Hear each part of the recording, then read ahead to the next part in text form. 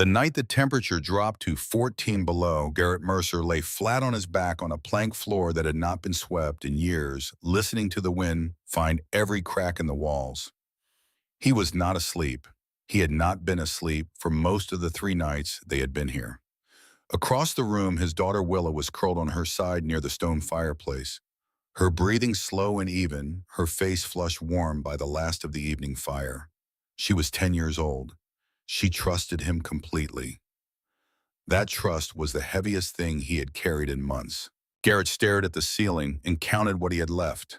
$11 in his wallet, half a tank of gas in the sedan parked outside, enough food for 4 days if they were careful, 3 if Willa was hungry the way 10-year-olds get hungry in cold air. The temperature was supposed to drop further by the weekend. He had been lying there for an hour running those numbers when some instinct made him stand and cross to the window. He did not know what pulled him up. Maybe the silence changed quality. Maybe some animal part of him registered the sound of an engine that had gone too quiet. He moved to the boarded window and pressed his eye to the narrow gap between 2 planks. The SUV was parked at the bend in the logging road, maybe 80 yards out. Black, no headlights, no movement. Just sitting there in the dark with its engine running, exhaust curling up into the frozen air like smoke from something smoldering underground. The silver emblem on the grille caught just enough moonlight to read Hail Global Infrastructure. Garrett stood at that gap in the boards for a long time, watching nothing happen. The SUV did not move. He did not move. The fire behind him popped once and settled lower. He almost went and woke Willa right then. Almost told her to put on her coat and get in the car. Almost drove back down that logging road in the dark, back toward Mill Haven, back toward whatever pieces of a normal life could still be assembled from the wreckage of the past several months. He almost did that. Instead, he stood very still and thought about a name written in faded ink at the bottom of a property deed and decided that running was not the thing he was going to do tonight. 3 months earlier, Garrett Mercer had been a different kind of man in a different kind of trouble. He had been a civil engineer for 16 years, the last 9 of them at Caldwell and Rowe Structural, a mid-sized consulting firm headquartered in Mill Haven, Pennsylvania. Mill Haven was the kind of industrial town that had once been proud of itself and had since learned to get by on memory. The mills had gone quiet in the 90s. The good jobs followed. What remained was a grid of working-class streets, a county courthouse that needed a new roof, and a stubborn local economy that kept its head just above water by servicing the infrastructure contracts that fed out of Harrisburg and Washington. Garrett was not famous at Caldwell and Rowe. He was not the one who landed clients at dinner or gave presentations in glass conference rooms. He was the one in the back at the drafting table who read every page of every materials report before he put his name on anything. His colleagues had a running joke about it. Garrett's signature means the bridge stays up, they said. It was meant to be funny. It was also accurate, which was why it lasted as long as the firm did. The firm did not last. On a Tuesday morning in October, with rain streaking the windows of the Caldwell and Rowe office on 4th Street, Garrett was called into the office of Fletcher Halsey, the firm's director of operations. Halsey was 56 years old, trim silver-haired, the kind of man who wore his authority the way other men wore a good watch, as something you noticed without quite knowing why. He had been with the company for 22 years. He had a framed photograph on his desk of himself shaking hands with a state senator, and he kept it turned slightly toward whoever was sitting across from him. Garrett sat across from him that morning and watched Halsey set a folder on the desk between them with the careful placement of a man who had rehearsed the gesture. "I need your sign-off on the Route 9 materials certification," Halsey said. "We've been waiting 3 weeks." Garrett had already looked at the Route 9 file. He had looked at it twice, actually, because the first time he went through it, he thought he had made an arithmetic error. He had not made an arithmetic error. The load-bearing specifications for the steel reinforcement called for material rated at grade 50. The substitution buried on page 31 of the materials annex listed grade 41. The difference was not a rounding issue. The difference was 18% below federal minimum for a structure of that span and traffic load. "I can't sign the Route 9 certification," Garrett said. Halsey did not blink. "Everyone else already has." Garrett opened the folder and looked at the signature page. 7 names, 7 engineers he had worked alongside for years, men. He respected men who knew what they were looking at when they looked at a material spec. He understood in that moment that each of them had done their own version of the math Garrett was doing right now. The math that weighed what was right against what was safe for the person doing the weighing, and they had each come to the same answer. That doesn't change what the numbers say, Garrett told him. Halsey looked at him for a moment with an expression that was not quite pity and not quite contempt, something that lived exactly between the two. Then he closed the folder and picked it up off the desk. Then we have a problem, son, he said. He said it the way you would say it about a weather forecast. Disappointed but not surprised. Garrett left that meeting and went back to his desk and worked through the afternoon as though nothing had happened, because he did not yet understand the full shape of the problem. He understood it 3 days later when Caldwell and Rowe filed for bankruptcy protection and released a public statement about the circumstances of the firm's financial difficulties. The statement mentioned in its third paragraph that an internal review had identified serious procedural failures in the firm's quality certification process, failures attributed to breakdowns and oversight by senior engineering staff. The statement did not name Fletcher Halsey. It named Garrett Mercer, not charged, not convicted, not even fired because there was no longer a firm to fire him from. Just named in a document that would sit in public record in a way that answered every future employer's background check before they finished asking the question. Garrett read the statement 3 times at his kitchen table. Then he folded it and put it in a drawer because Willa was doing homework at the other end of the table, and she did not need to see the look on his face. The months that followed had a grinding mechanical quality, like gears stripping themselves down to nothing. The legal consultations cost money. He did not have to confirm what he already suspected, that there was no clean avenue for clearing his name without resources he did not possess. The bank moved on the house in February with an efficiency that felt almost courteous. Joanne sat across from him at the kitchen table one evening, the same table where he had read the statement, and told him in a voice worn down to its simplest elements that she had already signed the papers and that she and Willa would be staying with her mother in Columbus while he figured things out. I waited 2 years for later, she said. Later never came. She was not angry when she said it. That was the part that stayed with him. Anger would have been easier to carry. What she gave him instead was just the plain fact of exhaustion, the sound of someone who had finally stopped waiting for a train that was not coming. Willa went with her mother. Garrett slept in the car for 11 days before a former colleague let him use a spare room for 2 months, no questions. He sold his tools, the good ones, the ones his own father had given him, not out of sentiment, but out of necessity. The kind of necessity that does not ask permission. The sale of the tools left him with enough to buy gas, groceries, and a little margin against complete disaster. He was down to $3 on the morning of the county auction. The Faber County Estate auction was held on a Wednesday in the parking lot behind the courthouse, which was a thing that happened 4 times a year and drew 2 kinds of people, the ones who had lost something and the ones who were looking to profit from that loss.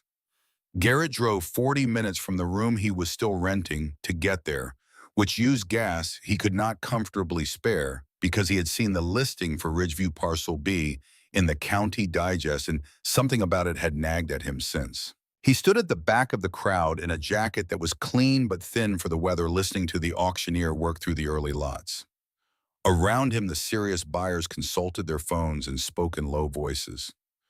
A man in a wool overcoat stood near the front with the settled patience of someone who had already decided what he was going to pay for several things and was simply waiting for the formalities to conclude. Lot 17 came up on the block just before noon. Ridgeview Parcel B, the auctioneer read. 5 acres, Faber County, structure on site, condemned by county inspection, 2019. Utilities disconnected. Back taxes owed through present payable by buyer upon transfer. Minimum opening bids set at county clearance price to retire the parcel from the delinquent roll. He named the minimum. It was $3. A sound went through the crowd, a ripple of amusement, The sound of people who found the concept of a $3 piece of Pennsylvania real estate genuinely funny. The man in the wool overcoat leaned toward his companion and said something that made the companion smile. Garrett raised his hand. The auctioneer looked at him. $3 I have, $3. He waited a beat, 2 beats the standard interval. No one else moved. Sold. The laughter was brief and not malicious. Just the laughter of people who had seen something unexpected and did not know what else to do with it. Garrett walked forward to complete the paperwork and did not look at anyone while he did it. He was not embarrassed. He was reading. The transfer documents were standard county forms, 3 pages of boilerplate. But at the top of the original deed in the chain of title that traced the property back through its history of ownership was a name that stopped him in the middle of signing his own. Corbin Mercer. Garrett read it again. Then he read the dates. Corbin Mercer had held title to Ridgeview Parcel B from 1973 until 1989, when the property had been seized by the county for failure to pay property taxes. Corbin had been dead for 6 years by then, which meant that taxes had gone unpaid for years after his death, probably because no one in the family knew the property existed or because no one in the family wanted to know. Garrett knew the name. He had grown up knowing the name the way you grow up knowing about a scar on the family body, something that is always there but never directly discussed, something that people talk around rather than about. Corbin Mercer had been a builder, that much he knew, a structural engineer who had done well in the 60s and 70s before something happened, something that was always described with the same vague shorthand: things went wrong. He retired early, he passed away. The specifics were never offered. The questions Garrett had asked as a teenager were deflected with such consistent smoothness that he eventually stopped asking them. He drove toward Ridgeview with the deed on the passenger seat and his daughter's voice in his ear from a phone call he had made just before leaving the parking lot, telling her he had found them a place to stay and that she should pack a bag. The logging road was exactly as bad as the listing implied. It had been paved once in some optimistic era that had long since passed, and what remained of that ambition was a stretch of crumbling blacktop that gave way to gravel, then to packed dirt, then to 2 tire tracks through high grass that might have been a road or might have been a memory of one. Garrett drove it in the sedan with the kind of focused attention you give to a problem that is definitely solvable as long as you do not stop. Willa was quiet for most of the drive. She had been quiet since Joanne dropped her at the gas station on Route 12, where Garrett had picked her up an arrangement that had the particular awkwardness of all arrangements made between people who are trying to do right by a child without having to look directly at each other. Willa sat in the passenger seat with her backpack on her lap and watched the landscape change from road to field to forest without comment. Then somewhere in the middle of it, she asked, "Did Mom know we were coming here?" Garrett kept his eyes on the track. "No." "Does she know where we are?" He did not answer immediately. He waited 3 full seconds, which is a long time when someone is waiting for an answer. "She will," he said finally. Willa looked back out the window. She did not ask anything else, but the question stayed in the car the way a smell stays in a room long after its source is gone, filling the space quietly and not going away. When the cabin came into view through the trees, Garrett's resolve wavered for the first time since the auction. He had prepared himself for bad. What he saw was worse than bad in the ways that are visible and better than bad in the ways that require knowing what to look for. The roof sagged at the center ridge. Boards had been nailed across most of the windows.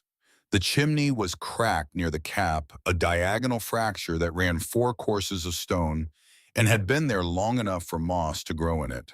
"Dad," Willa said, her voice had gone thin. "It's not broken," Garrett said before she could finish. "It's waiting." He got out of the car and walked to the foundation, and that was where things changed for him. He crouched and ran his palm along the sill timber, and what he felt under his hand was old-growth, white oak, 200 years of density in a piece of wood cut and fitted with mortise and tenon joints, so precise they had not opened in the decades since Corbin had placed them. The foundation stones were dry-laid granite, fitted without mortar, in the traditional method, which meant they had moved slightly with the freeze-thaw cycles over 40 years, as they were meant to without cracking. Whoever had built this cabin had understood something that most builders do not understand until they have made expensive mistakes, that a structure which cannot flex will eventually break, and that the goal is not rigidity but controlled movement. The kind of strength that survives by yielding exactly as much as necessary and no more. They spent the rest of the afternoon working. Garrett pulled boards from the windows to let the light in, inspected the floor joists for rot, found two that needed sistering, and made a mental note of the lumber dimensions. Willa swept out mouse nests with a broom she found leaning against the back wall, and she did it without being asked, which told Garrett something about what she understood about their situation that she had chosen not to say out loud. When the chimney was cleared enough to use safely, Garrett built a small fire. The flue drew poorly at first, sending a curl of smoke back into the room, then found its draft and pulled clean. The flames rose and held, and the room began slowly to become something other than a place that was cold. Willa unrolled their sleeping bags near the hearth and sat watching the fire do what fire does, which is make everything within its reach look like it might be survivable after all. "Why did Great-Grandpa live here?" she asked. Garrett thought about how to answer that honestly without frightening her. "Because sometimes doing the right thing costs you everything," he said. Willa considered that. She had her knees pulled up to her chest and her chin resting on them, and she looked older than 10 when she did it. "Did it cost him us, too?" Garrett did not answer. He was looking at the fire, and the fire had nothing useful to say. He waited until Willa was asleep before he took the folded deed from his jacket pocket and read Corbin's name again by firelight. He knew the broad outlines of Corbin's professional history, the parts that had made it into the family's carefully edited version of the past. Corbin had co-founded a structural engineering firm in the mid-1960s with a man named Douglas Hale, and for a decade that firm, Mercer and Hale Structural Group, had been a respected name in regional bridge and highway construction. Then Mercer and Hale had merged with a larger entity, and the larger entity had grown and been absorbed again. And what remained at the end of that chain of consolidation was Hale Global Infrastructure, which now held over $4 billion in active federal contracts and employed 23,000 people across 14 states. Corbin's official story ended with the merger. He had retired early, he had moved away. He had died in 1983, age 61, without fanfare or obituary. Garrett knew that story was incomplete because he had tried to look into it once before 8 years ago, when his own firm had first begun asking him to approve things he was not comfortable approving. He had found very little, a gap where Corbin's name should have been in the company records after 1973. A single brief mention in a trade publication from 1974 noting his departure from the firm he had helped build, attributed to unspecified personal reasons. And a silence around the whole subject in his family so complete and so consistent that it had the quality of something that had been deliberately constructed rather than something that had simply happened. He folded the deed and put it back in his pocket. He looked at the fireplace, at the careful, deliberate stonework, at the precise way the courses were laid. He looked at the wall planking and the way the boards were staggered and braced. He had been in enough structures to know good work from work that was merely adequate. This was not merely adequate. He was still looking at the walls when he fell asleep sitting up, which was not how he planned to do it. In the morning, the light came through the unboarded windows, clean and specific, and Garrett walked the cabin the way he walked every structure he was paid to evaluate, which was systematically starting at the corners and working inward. What he found as he moved through the rooms rewrote his understanding of what he was standing in. The fireplace stones were not decorative. He had seen that much the night before. What he understood now, looking at it in full light, was that the geometric pattern formed by the coursework was a load distribution map, the same visual logic used in structural engineering diagrams to show how force travels through a system. The angles were precise, the kind of precise that requires calculation, not intuition. A builder putting up a simple winter cabin does not lay stone to those specifications. A structural engineer proving a theory does. The wall framing was next. Garrett pulled back a section of interior sheathing near the north corner and found hidden cross bracing behind it, diagonal members installed in a pattern that made no sense for a simple residential structure, but made considerable sense if the structure was intended to demonstrate something specific about how a building resists lateral force without rigid connections. He was still processing that when Willa came in from outside carrying an armload of wood and tripped over a loose plank near the back wall. The sound the floor made when she went down was wrong, not the solid thud of wood meeting earth, a hollow resonance like a knock on a door. They looked at each other. Garrett knelt and ran his fingers along the edge of the plank. It had been fitted into the floor carefully, but it was not fastened. He lifted it, and beneath it, nested in a shallow recess lined with what had once been a waterproof membrane and was now a degraded but still functional barrier against moisture, was a metal box approximately 18 inches long and 10 inches wide. Its seams sealed with what looked like a bead of old solder run around the full perimeter. Willa crouched beside him. Neither of them said anything. Garrett worked the lid with his pocket knife, and after a moment the seal gave and the lid came free. Inside, wrapped in 2 layers of oilcloth tied with wax cord, were a set of rolled documents and a leather-bound journal, its cover stiff with age and the texture of something that had been wet and dried many times over many years. His hands were not entirely steady when he unrolled the first document. It was not a blueprint for a cabin. It was a bridge design, a modular suspension system drawn in a hand Garrett did not recognize but could read fluently, the hand of an engineer who thought clearly and drew what he thought. The design showed a span that could be assembled from prefabricated components, each one sized for transport on a standard flatbed, each connecting to the next through a joint system that Garrett recognized immediately as elegant, the kind of elegant that looks obvious after someone has already figured it out and looks impossible before. The load calculations in the margins showed a structure that would cost roughly 40% less to build than a conventional bridge of comparable span, not by cutting corners, but by distributing stress across more contact points, which reduced the load at any single point and allowed lighter material to carry what heavier material would otherwise need to carry.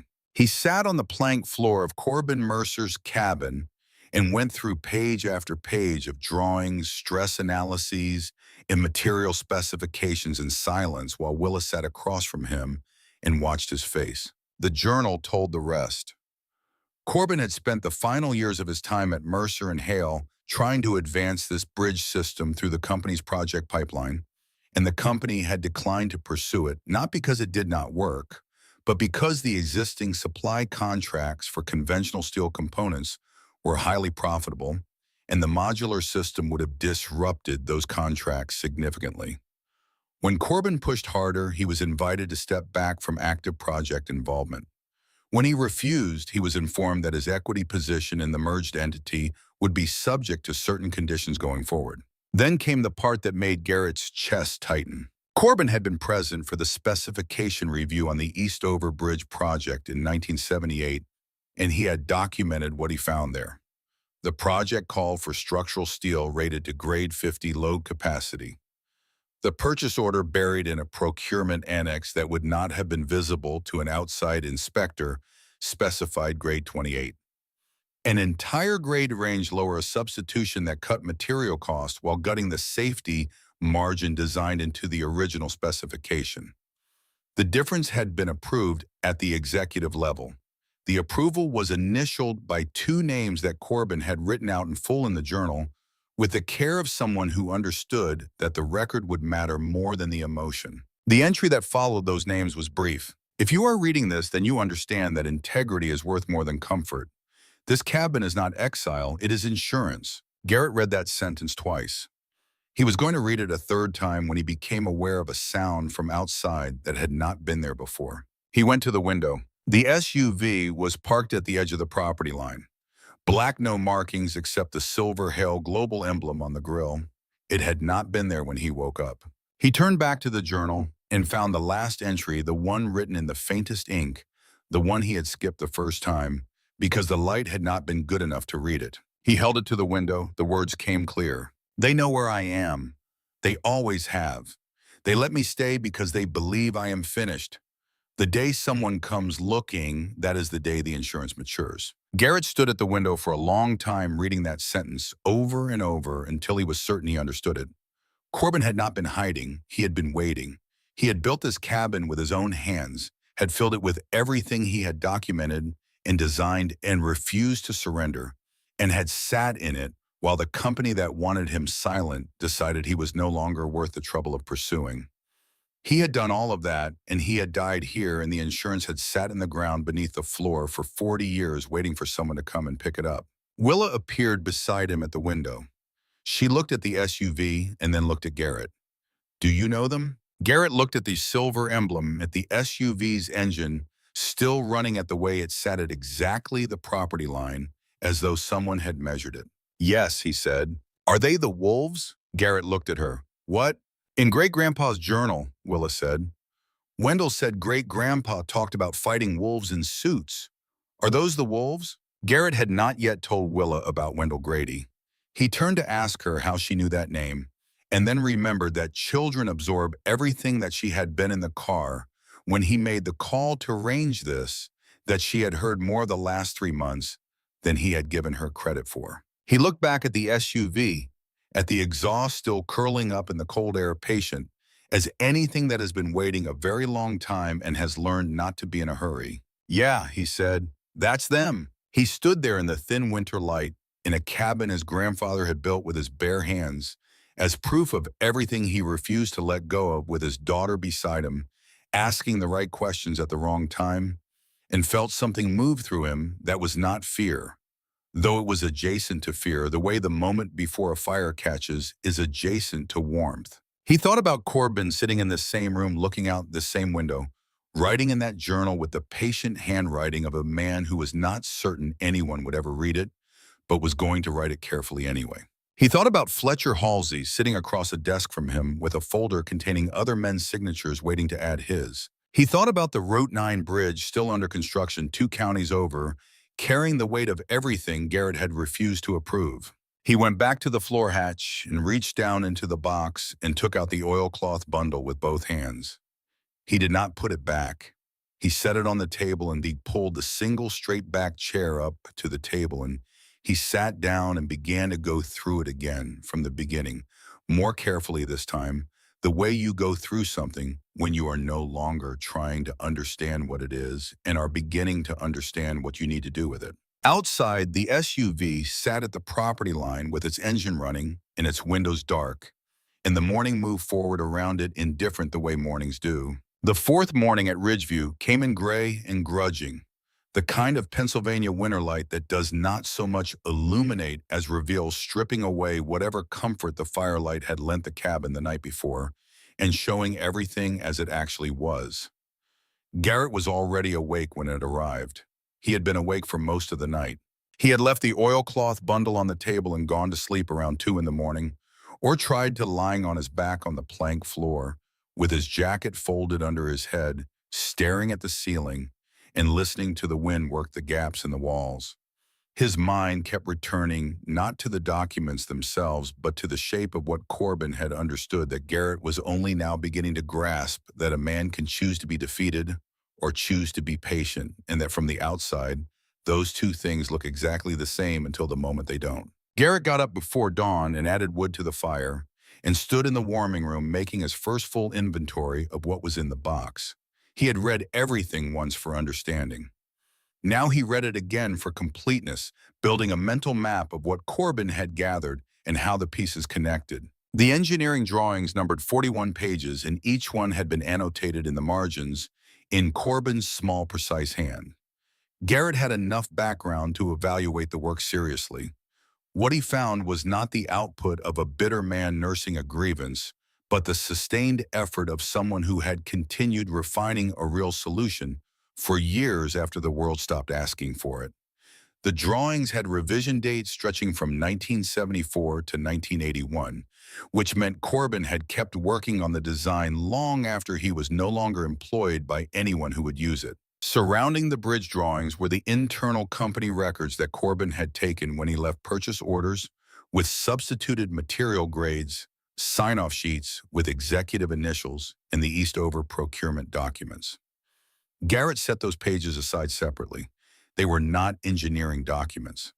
They were evidence of a specific decision made by specific people, documented and dated and signed. He was still at the table when Willa woke up. She sat up in her sleeping bag and looked at him across the room with the particular alertness of a child who has learned to read the emotional weather of a situation before she gets out of bed. She looked at his face, at the papers on the table, at the box sitting open beside them. "Did you sleep?" she asked. Some, he said, which was close enough to true that it did not feel like lying. She got up and came to the table and looked at the documents without touching them. Willa was 10 years old, and she had inherited nothing of her mother's studied neutrality and everything of Garrett's habit of attention. She looked at things carefully and quietly and did not pretend to understand what she did not understand. "Is it what you thought it was?" she asked. "It's more than I thought it was," he said. She nodded as though that answered a question she had been carrying since the night before.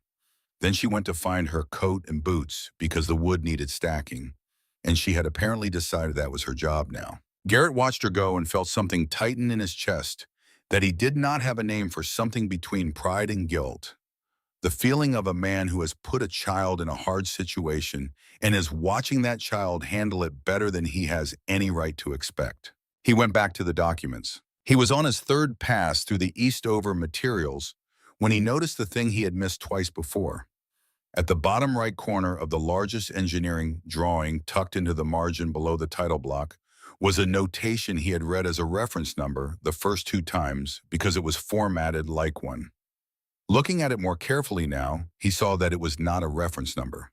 It was a string of information, a location name, a year, and 2 sets of initials paired with abbreviated material specifications written in Corbin's hand. Eastover, 1978. Grade 50 replaced with grade 28. V. Harmon, R. Castillo. Garrett set the drawing down and stood up and walked to the window. Not because there was anything to see, but because he needed to move while he thought. Those were not engineers' initials. Those were the initials of the people who had approved the substitution, the people who had known exactly what was being changed and had signed their names to the decision anyway. He had heard the name Harmon recently. He was certain of it. He went back through his memory, methodically retracing the steps. And then it came to him. V. Harmon Jr. was on the Hale Global Advisory Board, the current advisory board. He had seen the name on the company's public disclosures when he had looked them up 2 days before the auction, trying to understand what he was walking into. The son of the man who had approved the Eastover substitution was now a senior advisor at the company that substitution had helped build. Garrett stood at the window for a while. Outside, the SUV had not returned. The logging road was empty. Willa was around the back of the cabin, stacking wood with the focused economy of someone who has been shown once how to do something and intends to do it correctly. He thought about the shape of what he was holding. A company whose early growth was funded, at least in part, by falsified material certifications. A bridge that had failed and killed people. A cover story that had survived 40 years because the only man with the documentation to contradict it had lived alone in the woods and died before anyone came looking. And now a grandson, 41 years old, with $11 in his wallet, sitting in that same cabin with the box open on the table. He was still at the window when he heard the sound of a vehicle on the logging road. The battered pickup that came into view around the tree line was not the black SUV. It was older, rusted along the rocker panels with a cracked left running light, repaired with red electrical tape, and a bumper sticker from a local hardware supplier, old enough to be peeling at the corners. It pulled up to the front of the cabin and stopped, and a man got out who looked like someone who had been through some weather and had not been diminished by it. Wendell Grady was 65 years old with a gray beard kept short in workman's hands and the deliberate movements of a man who had learned long ago that rushing things generally cost more time than it saved. He looked at the cabin the way Garrett had looked at the foundation the morning they arrived, with the eyes of someone taking a reading. Then he looked at Garrett. "Thought I saw smoke up here," he said. "Figured I'd check if it was a fire or a person." "Both some days," Garrett said. Wendell almost smiled. He looked at the cabin again, at the patched window frames and the fresh mud scraped from the threshold and the general evidence of recent occupation. "You Corbin Mercer's people," His grandson. Wendell nodded slowly, not surprised, more like confirmed. He looked at Garrett for another moment and then said, "Best builder this county ever saw. Said he was fighting wolves in suits." He paused. "Looks like the cabin held up better than he did." Garrett stepped back from the door to let him in. They spent the next 2 hours working on the north wall together. Garrett had identified it as the most vulnerable section. The boards had shrunk and warped over the decades, and the gaps between them were wide enough to feel the cold through your palm when you held it 6 inches from the surface. Wendell had brought tools in the truck without being asked: a proper hammer and a box of ring-shank nails and a handsaw and 2 spare boards of rough-cut pine he said he had in the shop and might as well use. He watched Garrett start on the first board and did not say anything for 3 attempts. On the fourth, he reached over without announcement and adjusted the angle of Garrett's hammer grip by about 15 degrees. "You're fighting the wood," Wendell said. "Corbin never fought the wood. He listened to it." He demonstrated. The nail went in clean, 1 strike to set it and 2 to seat it, no splitting, no resistance. Garrett watched and then tried it himself, and the difference was immediate and humbling. "He taught you that," Garrett said. "It was not a question." 30 years ago, Wendell said. "I was 25 and thought I knew how to swing a hammer." He reached for the next nail. "I did not know how to swing a hammer."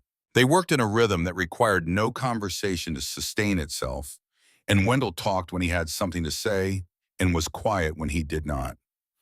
He told Garrett about Corbin the way you talk about someone you knew well, not as a figure from history, but as a person with specific qualities and specific faults.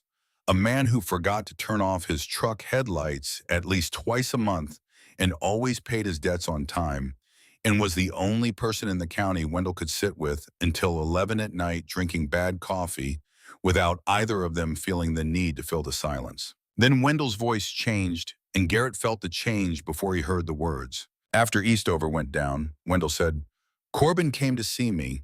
This was a few months after. He sat in my kitchen and told me the steel mix was wrong from the start. Said 3 people didn't have to die." Wendell set his hammer down on the windowsill. "The official investigation blamed the welding.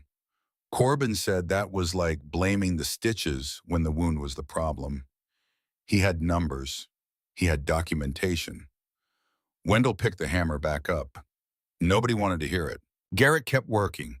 He did not look at Wendell's because he needed Wendell to keep talking, and he had learned that sometimes the way to keep someone talking is to give them the impression you are not listening too hard. "What happened to his documentation?" Garrett asked. "Nobody knows. After a while, he stopped bringing it up, stopped coming into town much. Last time I saw him, he looked like a man who had decided something. Not given up exactly, more like settled." Wendell looked at the wall. That was maybe a year before he passed. Garrett thought about the box under the floor.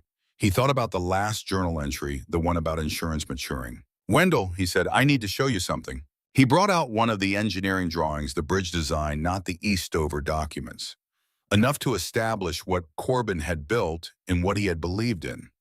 Not enough to show the full hand until Garrett understood better who was sitting across the table. Wendell held the drawing for a long time without speaking. His eyes moved across it slowly, the way you look at something you are trying to read in a language you learned a long time ago and are not certain you still know. "He showed me something like this once," Wendell said finally. "Years ago. Said it was the design they would not build. Said the company made more money building the wrong way." He handed the drawing back. "I didn't understand it well enough then to know if he was right." "He was right," Garrett said. Wendell looked at him. "You sure?" "I'm an engineer, yes." Wendell reached into his jacket pocket and took out his phone, an older model with a cracked screen, and scrolled through it for a moment before turning it to face Garrett. On the screen was a news article from 2019, a piece from a regional paper called the Faber County Ledger. The headline was about the Eastover Bridge, families 40 years on still waiting for answers. The byline read Margot Holst. "She's been trying to find what Corbin had," Wendell said. "Spent 2 years on it. Couldn't get far enough without documentation." He put the phone back in his pocket. "I think maybe Corbin was waiting for someone like you." "I think maybe he was," Garrett said. Willa came in from outside while they were cleaning up the tools, her cheeks red from the cold, and her hair carrying the clean smell of winter air. She looked at Wendell with the open assessment of a child who has not yet learned to pretend she is not evaluating someone. Wendell looked back at her with something that might have been recognition. "You got his eyes," he said. "Whose?" Willa asked. "Your great-grandfather's." Willa thought about that. Was that a good thing, having his eyes? Meant he saw things clearly, Wendell said, even when it wasn't convenient. Willa seemed to file that away somewhere. She went to sit by the fire and Garrett walked Wendell out to the truck. "Get me Margot Holst's contact," Garrett said. Wendell looked at him for a moment, reading something in Garrett's face. "You sure you want to pull this thread?" "It's already pulled," Garrett said. "It's been pulled for 40 years. I'm just the first person who showed up to see where it goes." Wendell got in the truck without further discussion. As he backed down the logging road, Garrett stood on the threshold and looked at the empty space where the black SUV had been that morning. It would be back. He knew that with the same certainty, he knew the temperature would drop again tonight, the same quiet certainty that comes from understanding a system well enough to predict its behavior. He went back inside and sat down at the table with the documents, and this time he began organizing them with purpose, sorting by date, by subject, by the chain of custody that Corbin had been careful to preserve. The engineering drawings in one stack, the internal company records in another, the Eastover materials with their annotated substitutions and their executive initials in a third stack that he set slightly apart from the others. He worked through the afternoon while Willa read a paperback she had brought in her bag, and the fire held steady, and the light outside went from gray to the particular amber of a winter late afternoon before it fell toward dark. Somewhere in the middle of that work, without planning to, he began to understand something about Corbin that the journal had not directly stated. The cabin was not just shelter. It was not just a hiding place for documents. Every element of the structure that Garrett had identified over the past several days, the load-patterned stonework in the fireplace, the hidden bracing in the walls, the precision joinery in the foundation. Each one was an argument made in wood and stone and iron for everything Corbin had believed and everything the company had told him to stop believing. He had not retreated here. He had built his evidence and sat inside it, waiting for someone with the right eyes to walk through the door. Garrett sat with that for a while and felt something move through him that he had not felt in a long time. Not hope exactly. Something harder than hope. The feeling of a man who has found solid ground after a long time walking on ice. It was while he was sitting with that feeling that he heard the vehicle on the road again. And this time when he went to the window, it was not Wendell's pickup. The black SUV came up the logging road and did not stop at the property line. It came all the way to the cabin and parked in the clearing in front of the door, and two men got out. The first was large and wore a utility jacket and had the economical stillness of a man whose job is to be present in a way that is felt without being stated. The second man was the one who mattered. He was 38 years old, perhaps, with the kind of physical neatness that requires daily maintenance in a gray suit that was entirely wrong for the terrain. He carried a slim leather satchel and wore an expression of professional pleasantness that did not touch his eyes. He walked to the front of the cabin and stopped at the bottom of the porch steps and looked up at Garrett with the easy confidence of someone who expected the conversation to go the way he intended it to go. "Mr. Mercer," he said, "my name is Prescott Vale. I'm legal counsel for Hale Global Infrastructure. Thank you for your time." He said it as though Garrett had invited him. "I didn't invite you onto my property," Garrett said. Vale looked around at the cabin with the eyes of an appraiser, the kind of look that assigns numbers to things. "Technically speaking," he said, "it's barely property, but we're prepared to be generous about that." He opened the satchel and produced a single sheet of paper and held it out toward Garrett. Garrett did not come down the steps to take it. After a moment, Vale set it on the railing instead. Garrett looked at the number on the page without touching it. It was enough to rent a decent apartment for a year. Enough to buy Willa new winter clothes and school supplies in a few months of breathing room while Garrett rebuilt some version of a professional life. Enough to make the cold and the darkness and the logging road feel like choices rather than necessities. He was aware of Willa standing behind him in the doorway. He did not turn to look at her face, but he felt her there, the particular weight of her presence, the fact of her. He thought about Corbin sitting in this room, probably at the same table with a similar number put in front of him in a different form, and he thought about the fact that Corbin had said no and had meant it so completely that he had spent the rest of his life building the proof of why he was right. He thought about what it costs to be the person in a room who says no and means it. He had paid that cost once already and lost nearly everything. He was being asked to pay it again. He looked at the number for another second. Then he picked up the paper and handed it back to Vale. "The property isn't for sale," Garrett said. "The documents aren't for sale. I'm not for sale." Something shifted in Vale's expression. The pleasantness did not disappear, but it became thinner like a coat of paint over something harder underneath. "Mr. Mercer, winter at this elevation is genuinely dangerous. The road floods in spring and ices over completely in winter. People in isolated areas have accidents that take days to discover." He paused for exactly the right length of time, especially people that no one knows are here. He picked up the satchel and turned and walked back to the SUV without waiting for a response. The large man followed. The vehicle backed around and went down the logging road and disappeared into the trees. Garrett stood on the steps until the sound of the engine faded. Then he turned around. Willa was standing just inside the door, her arms crossed her face, carrying an expression of careful calm that was in its own way the most unsettling thing he had seen all day. "He just threatened us," she said. "Yes. What do we do?" Garrett looked back at the road at the tree line, at the ordinary cold Pennsylvania afternoon that had just become something else. "We make sure," he said, "that they have more to lose from our silence than from our voice." That night, after Willa was asleep, Garrett did not go to the table. He went to the door and stood outside in the cold without his jacket long enough for the temperature to become something he could not ignore. The stars were sharp and close, the way they only get when you are far enough from any light source for the sky to show itself fully. He had not seen a sky like that in years. He stood under it and let himself be honest for a few minutes. He had $11. He had a daughter sleeping on the floor of a condemned cabin. He had a box of 40-year-old documents in the attention of a corporation with a legal budget that exceeded his net worth by orders of magnitude. He had no job, no reputation in the industry he had trained for, no allies except an old man with a cracked phone screen who had known his grandfather and a reporter whose name he had only learned that afternoon. He took out his phone and looked at Joanne's name in the contacts. He did not call. He put the phone back in his pocket and stood there a little longer in the cold, looking at the stars, doing the kind of thinking that only works when everything around you is very quiet and very dark. Then he went inside and picked up the phone and called Wendell Grady. "Margot Holst," he said when Wendell picked up.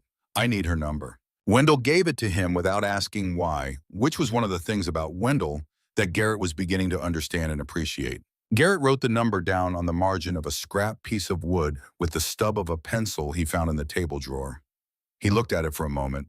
Then he added wood to the fire, lay back down on the floor, and this time, despite everything, slept. Outside somewhere on the logging road, the night was quiet. No headlights, no engine, just the cold and the trees and the snow that was beginning very slowly to fall. The storm arrived before dawn on the sixth day, the way serious storms often do in that part of Pennsylvania, without the theatrical buildup that might give you time to prepare, just a shift in the quality of the darkness, and then suddenly 2 feet of snow and a wind that made the cabin walls flex and creak with each gust. Garrett was awake when it started. He had been awake for most of the night, working at the table by firelight, organizing the documents into the order he would need them to be in when the time came. He heard the snow before he saw it, the particular hush that falls over a landscape when the flakes are thick enough to absorb sound, turning the world outside into something muffled and enclosed. He went to the window and looked out and could not see the logging road at all. It was simply gone, replaced by a uniform white that erased the distinction between ground and air. He stood there for a while thinking about what that meant practically. The road in and out of Ridgeview was already marginal in dry conditions. Under 2 feet of fresh snow with more falling, it was not a road anymore.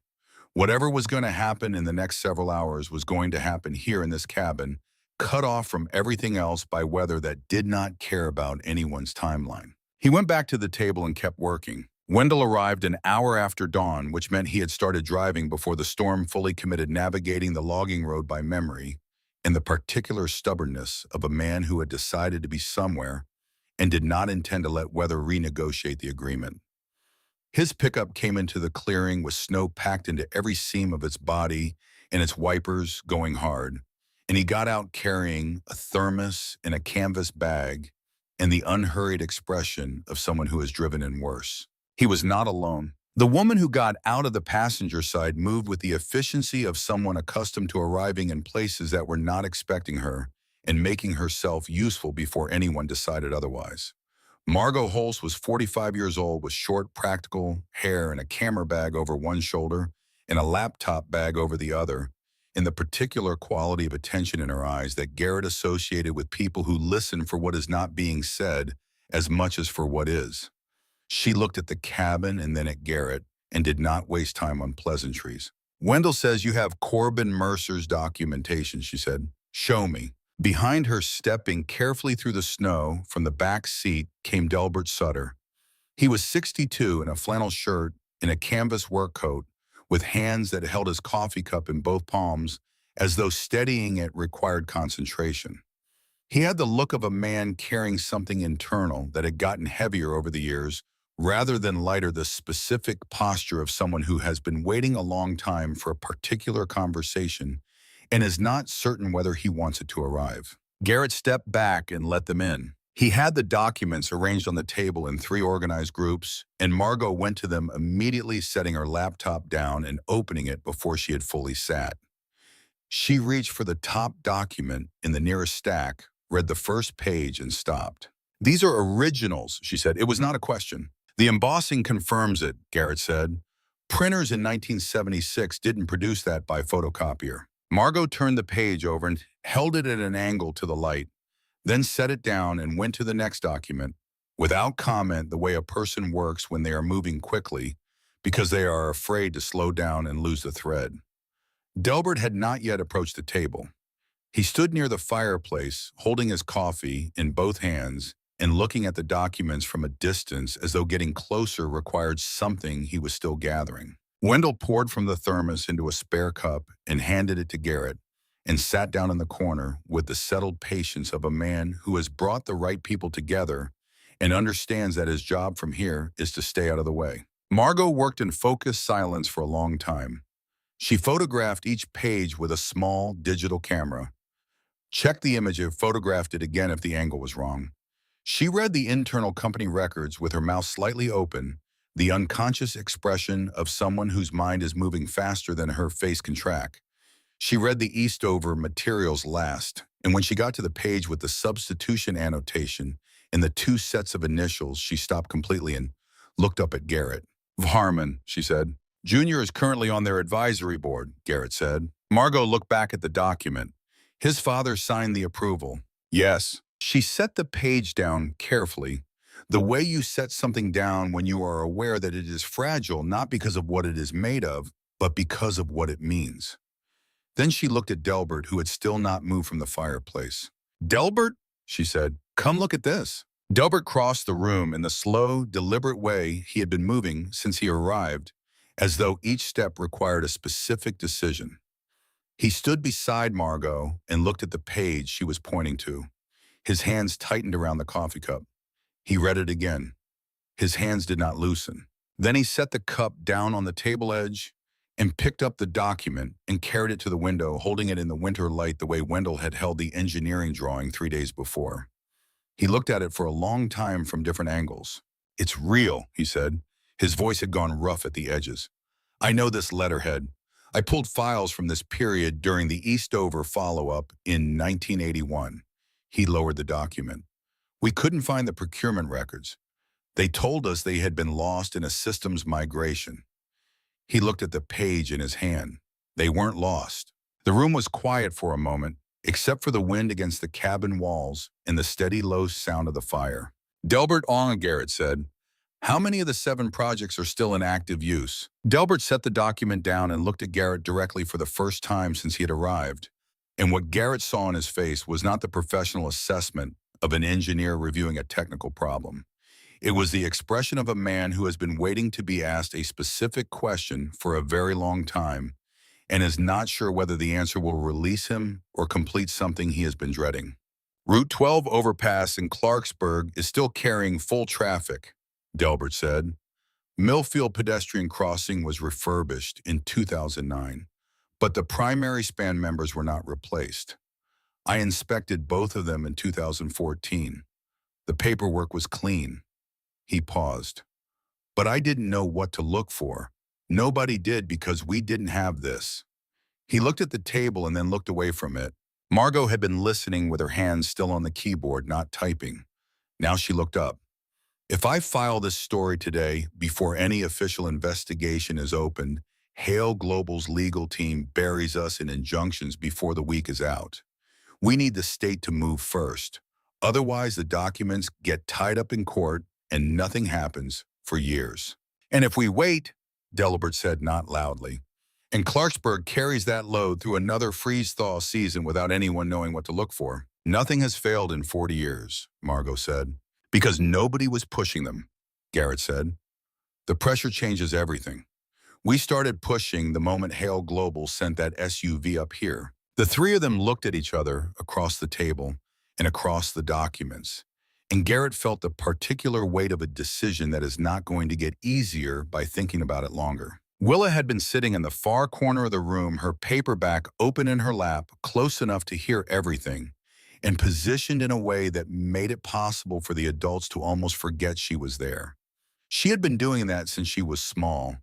Garrett knew going still and quiet in a way that was not absence but presence of a specific kind, the presence of someone absorbing everything without announcing that they are doing it. She looked up from her book, not as though she had been startled into the conversation, but as though she had been waiting for the right moment to enter it. "Build the bridge first," she said.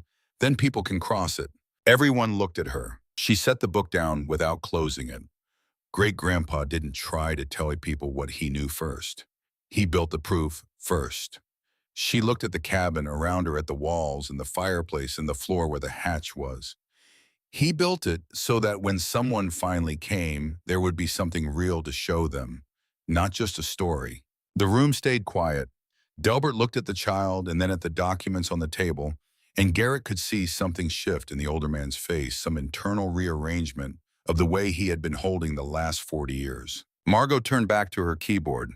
"We document everything with Delbert's technical verification attached. We submit it to the state engineering board through official channels. Delbert's credentials go with the package." She looked at Delbert. "Are you willing to put your name on this?" Delbert was quiet for a moment that stretched long enough to feel like an answer by itself. Then he said, "I've been putting my name on the wrong things for 40 years. About time I put it on the right one." Garrett went outside to call Joanne while Margot and Delbert worked.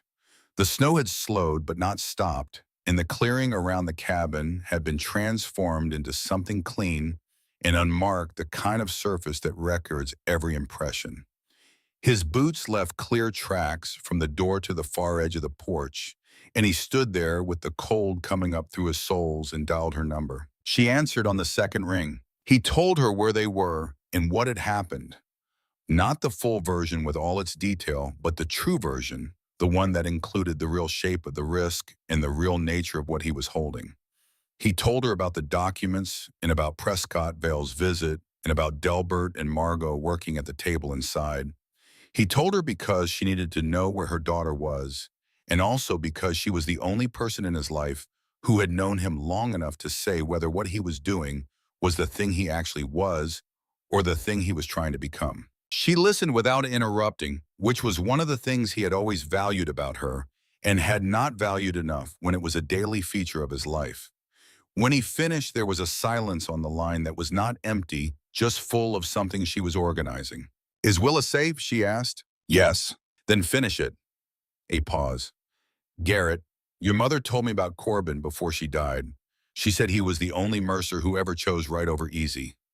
Another pause shorter. "She said she hoped you'd be the same." She ended the call without adding anything to that which was exactly right, because there was nothing that needed to be added. Garrett stood in the snow for another minute looking at his boot prints, the only marks in a white surface that stretched in every direction to the tree line. He thought about the tracks a person leaves and which ones persist and which ones the next snow covers over. Then he went inside. Delbert was standing by the window when Garrett came back in, not working, just standing. Garrett came and stood nearby, and they looked out at the snow together for a moment. Delbert spoke without turning. After Eastover, I knew the investigation was incomplete, didn't have evidence. But I knew the report didn't hold together. The weld failure was real, but it wasn't sufficient cause on its own. The fatigue patterns in the recovered steel were wrong for a simple weld failure. He stopped. I told myself it was above my level, said someone smarter had already looked at it from higher up. He paused again. 3 people, Garrett. I have been carrying that for 40 years. Garrett did not tell him it was not his fault. He did not tell him anyone would have done the same. Those were the kinds of things you say to people when you want them to feel better, and Delbert was not asking to feel better. He was asking to do something with 40 years of accumulated weight. Then this is your chance, Garrett said. Delbert nodded once, the nod of a man who has accepted the terms of something, and went back to the table. The anonymous message came through on Margot's phone at 9 that evening. She read it and turned the screen toward Garrett without saying anything.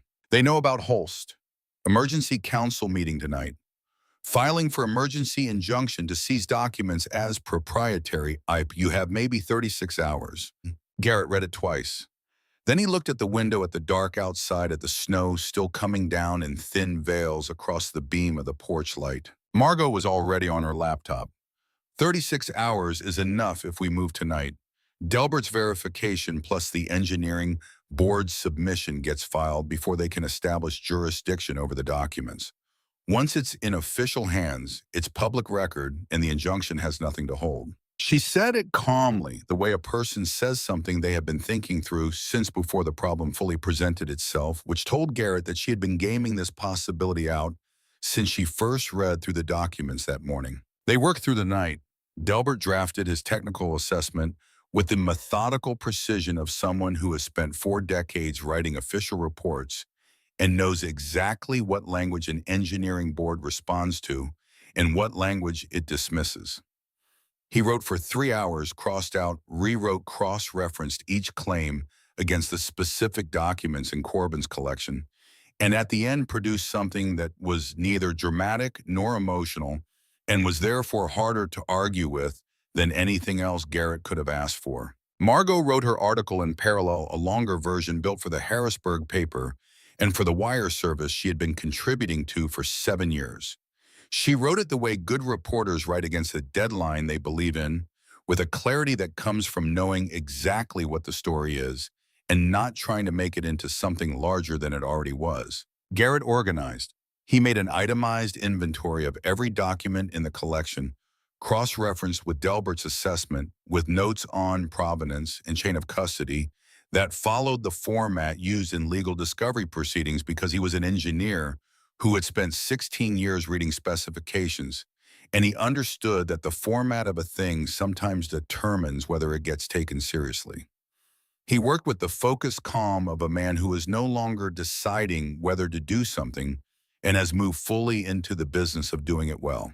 Willa slept. At 2 in the morning, Prescott Vale called Garrett's phone. Garrett looked at the number and let it ring twice before he answered. He did not say anything when he picked up, just held the phone and waited. Mr. Mercer, Vale's voice had shed all of its professional pleasantness. What remained was efficient and cold and direct. I'm going to give you one more opportunity. Turn over the documents before midnight, and we will honor the original compensation offer. After that, we file, and I promise you that you will spend the next 5 years in depositions while your daughter spends those years without a stable home. Garrett let the silence hold for a moment. Did you know about the 7 projects, he asked, or did they keep that from you too? A silence came from the other end of the line, but it was a different kind of silence than the one that follows a question someone does not want to answer. It was the silence of someone who has just been handed a piece of information they did not know existed and is rapidly recalculating everything around it. What 7 projects, Vale said? Not a question. The flatness of someone whose voice has stopped working the way it normally works. Ask your client. Garrett said and ended the call. He stood in the middle of the cabin for a moment with the phone in his hand. Margot looked up from her screen. Delbert looked up from his papers. He didn't know, Garrett said. Doesn't change anything tonight, Margot said. No, Garrett agreed, but it might change something later. He put the phone in his pocket and went back to his work. At 7:15 in the morning, with the snow finally stopped and the world outside the cabin lit with the pale, exhausted light of a storm's aftermath, Delbert digitally transmitted his technical assessment to the Pennsylvania State Engineering Board using Margot's mobile connection with a cover letter that invoked his 28 years as a certified state inspector and cited specific sections of the state infrastructure code that he believed required immediate review. He copied the office of the state senator whose district included Eastover. He blind copied two engineering colleagues whose institutional positions would make it difficult to quietly bury a document they had received. Margot's article went out 40 minutes later. Then they waited. Wendell made coffee. Willa woke up and ate the last of the oatmeal and asked Delbert to explain what a suspension bridge was, and Delbert explained it with a patience and precision that Garrett recognized as the explanation of a man who has not talked about the thing he loves in a long time and finds that the knowledge is all still there intact, waiting to be used. By afternoon, the Harrisburg paper had the article on its website. By evening, the wire service had picked it up. Hale Global's public statement came out at 9 that night, a 4-paragraph document that used the word categorically 3 times and cited the company's commitment to public safety in a way that managed to make a 40-year-old bridge failure sound like a tribute to their current leadership team. Garrett read it once and did not read it again. 3 days later, 2 of the company's senior vice presidents announced their resignations. One of the names in the resignation notices was Harmon. The other was a name Garrett did not recognize, which meant it belonged to someone who had been good at staying invisible until now. On the 5th day after the article ran, the state announced it was reopening the Eastover investigation. The formal language of the announcement was measured and bureaucratic, but what it meant was that 40 years of official silence on the subject of 3 deaths had ended. On the 7th day, the emergency injunction Hale Global had filed was denied by the court on the grounds that the materials in question had already entered the public record through the state investigation. The documents could not be seized. They were already part of something larger than the original box under the floor. The black SUV did not return to Ridgeview. A week after the injunction was denied, an email arrived in Garrett's inbox from a private address he did not recognize. 3 sentences. I tendered my resignation yesterday morning. I did not know about the 7 projects. I am not asking for anything. I needed you to know that. The sender was Prescott Vale. Garrett read it twice. Then he typed back 4 words. I believe you. What you do next is up to you. He did not know whether Vale would become a witness for the state investigation or simply disappear into a quieter kind of law. But a man who did not know what his client had done and chose to walk away when he found out was a man making a decision that cost him something. That mattered even if it did not fix anything. 2 weeks after the storm, on a morning when the light had shifted in the way it shifts in Pennsylvania in late winter, longer and less apologetic than the light of January, a formal letter arrived at Ridgeview. It was a notice from the state's Office of Intellectual Property Review informing Garrett that Corbin Mercer's original patent filings for the modular suspension system had been located in the state archives and that a temporary protective claim had been placed on those filings pending legal review. Garrett read the letter at the table where he had spent so many nights with Corbin's documents spread out in front of him. He set it down and looked at the fireplace for a while at the deliberate geometric pattern of the stonework at the proof Corbin had built into the walls of his own home because he had no other place left to build it. A week after that, a letter came from the Civil Engineering Department at Penn State addressed to the estate of Corbin Mercer, care of Garrett Mercer, expressing interest in reviewing the modular suspension design for potential research evaluation.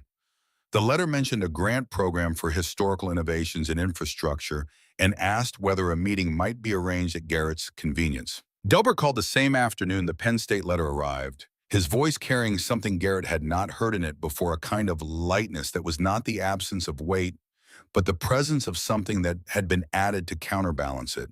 State sent engineers to Clarksburg this morning, Delbert said. Route 12 overpass. They pulled core samples from 4 of the primary span members. A pause. Metal fatigue consistent with the substitution profile. Nothing critical yet, but they're restricting heavy truck traffic pending full assessment. Garrett sat with that for a moment. 40 years in the material Corbin had predicted would fail had been slowly failing in exactly the way he had predicted it would, and nobody had known what to look for until now. Millfield, Garrett asked. Next week, Delbert said. They're doing both. Garrett thanked him and put the phone down and looked out the window at the snow still covering the ground in the places the sun did not reach. He thought about how long some things can wait. He thought about the specific patience required to build something and put it away and trust that the right person would eventually find it. Wendell came up the next morning to help Garrett replace the section of chimney cap that had been cracked since they arrived. It was a 2-person job, one on the roof and one below managing the mortar and the replacement stones, and they worked through the morning in a rhythm that required very little talking. The stones Wendell had brought were a close match to the original, not perfect, but close. The way repairs rarely achieve exact restoration but can achieve something that holds. When they came down from the roof and stood in the clearing, looking up at the work, Wendell studied it for a moment with the critical eye of a craftsman evaluating his own output. Corbin would have used a slightly different pitch on the cap joint, he said, but it'll hold. He built the original to last 40 years without maintenance, Garrett said. I'll settle for 10 with occasional attention. Wendell almost smiled. He looked at the cabin in the way he had looked at it the first day he arrived, but the quality of the look had changed. The first day he had been reading it for what it was. Now he seemed to be reading it for what it had done. He would have liked knowing it worked, Wendell said. The waiting part was the hard part for Corbin. He wasn't built for waiting. He was built for building. Garrett looked at the cabin, the patched walls, the new boarding, the repaired chimney, the structure that Corbin had put up with his own hands in the winter of 1973 and had filled with everything he refused to surrender, waiting for a day he hoped would come. I think he was better at waiting than he knew, Garrett said. Willa came out of this cabin carrying 2 cups of coffee, which meant she had been listening through the door and had decided the conversation required coffee, which was a judgment Garrett could not argue with.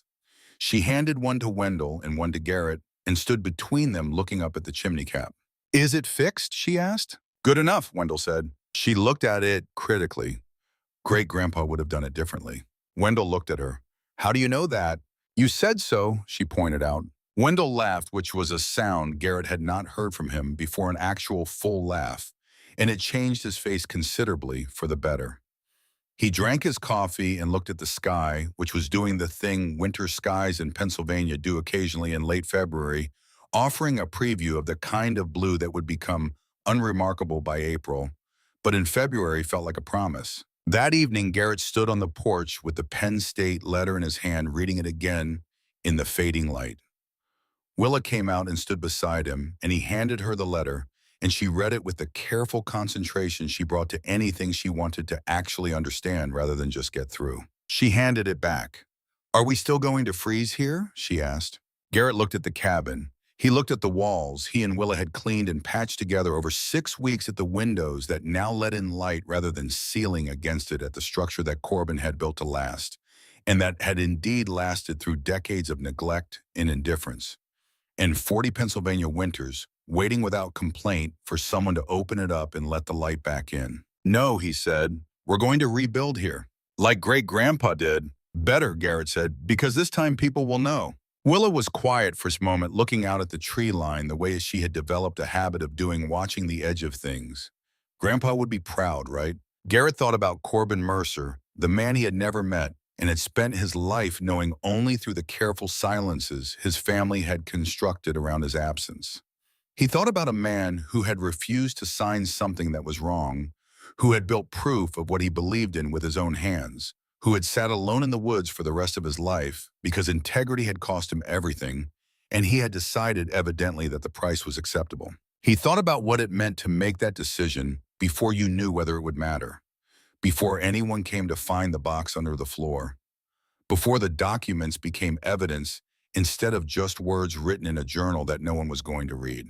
Corbin had not known. He had done it anyway. He didn't lose everything, Garrett said finally. He just hid it until we were ready.